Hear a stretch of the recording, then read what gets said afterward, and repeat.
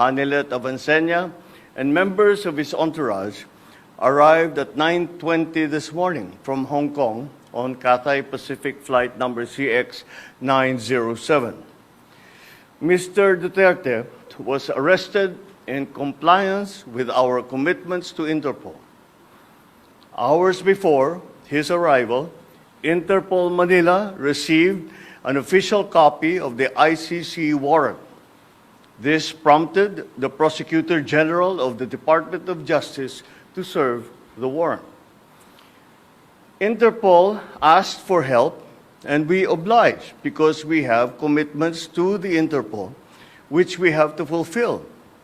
If we don't do that, they will no longer help us with other cases involving Filipino fugitives abroad. This is what the international community expects of us as the leader of a democratic country that is part of the community of nations.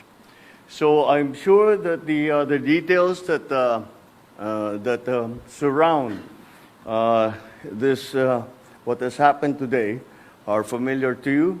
I just wanted to make very, very clear and give you the facts from for the departure of former President Duterte from the Philippines. Thank you. Thank you very much, Mr. President.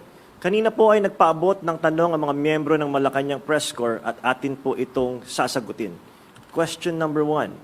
Mr. President, meron po bang pisikal na kopya ng warrant of arrest laban kay dating Pangulong Rodrigo Duterte mula sa ICC? Oh, meron. This came in.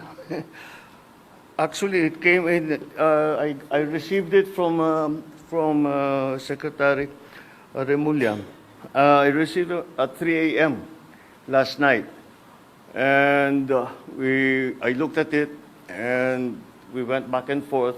6:30, he wrote me again, and he said, "We have it already. We have the warrant of arrest from Interpol."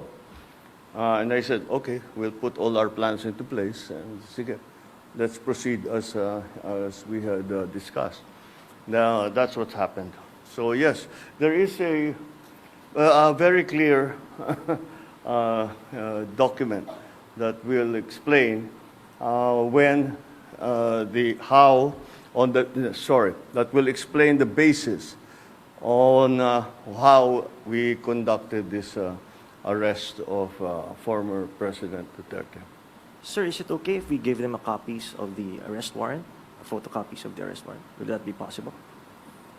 Do we have limitations on that? We have the limitations, but We have here the SILG, who has been, of course, part and parcel of the entire operation. We will provide the PCO with a digital copy. It has been attested by the Secretary of Justice and the Department of Justice as a lawful and legal warrant. We will publish it after this press conference, and you can use it as reference. These are, it's very simple. It's a request to the Philippine government from Interpol to enforce the arrest warrant. And of course, we comply with our commitments to Interpol. We did not do this because it was derived from or it came from ICC.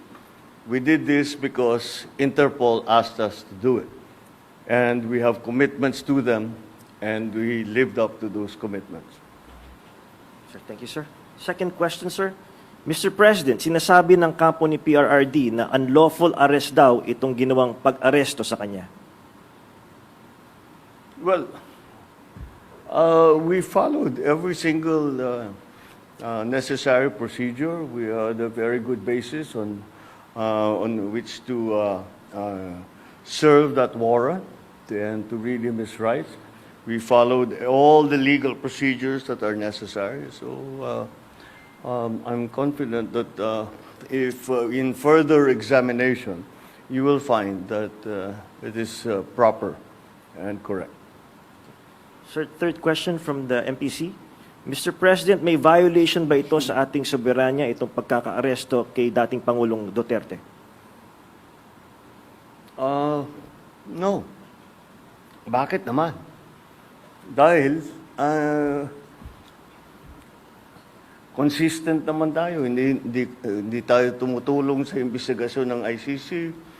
Wala tayong meron tayong contact sa kanila, natural.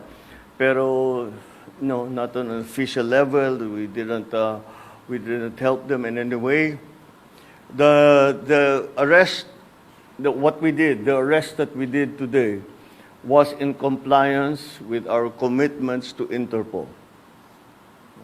It just so happened that came from ICC. But it's not because it came from ICC. It's because it came from Interpol.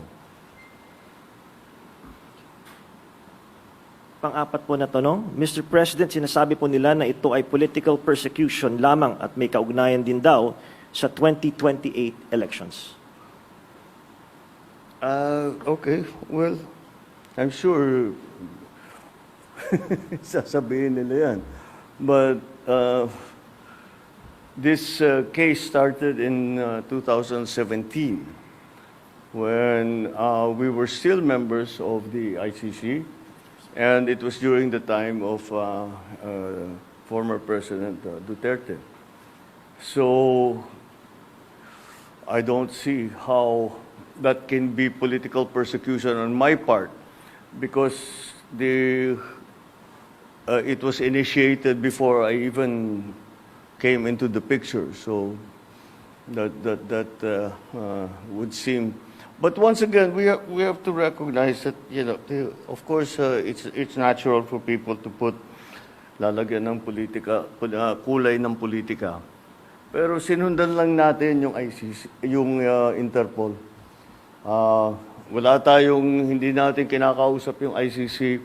Marami silang hinihingi sa atin ng mga dokumento, wala kaming binigay. Yun lamang, hindi natin mahindian ang Interpol. Pag sinabi sa atin, tulungan nyo kami, kailangan namin kunin itong taong ito. Dahil, kung maalala ninyo, lahat ng mga tumakas dito sa Pilipinas, kagaya ni Alice Go, kagaya ni Arnie Tevez, kung sino-sino pa, pati naman yung mga human trafficking sa Myanmar, pati sa mga madadamay, sinong tumulong sa atin para makita natin yung mga ating kababayan na inaapi at ginagamit sa masamang paraan? Ang Interpol.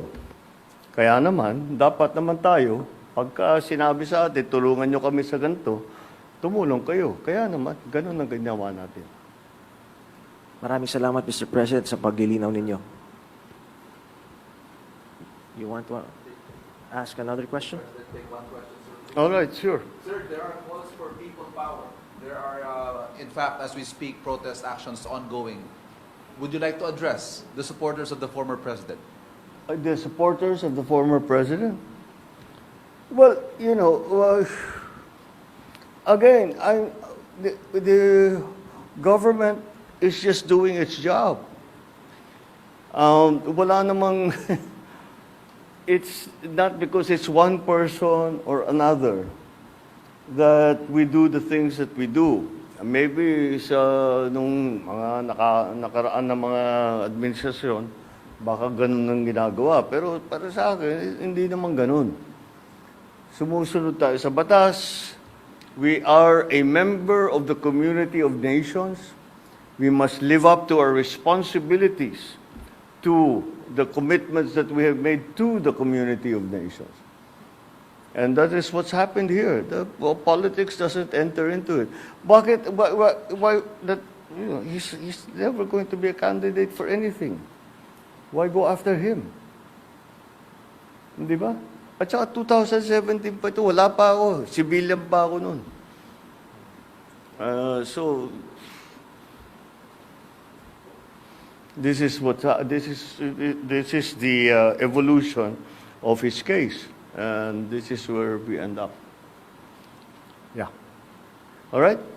Thank you very much, Mr. President. Thank you. Thank you. Good evening. Thank you. Diyan po nagtatapos ang ating press conference.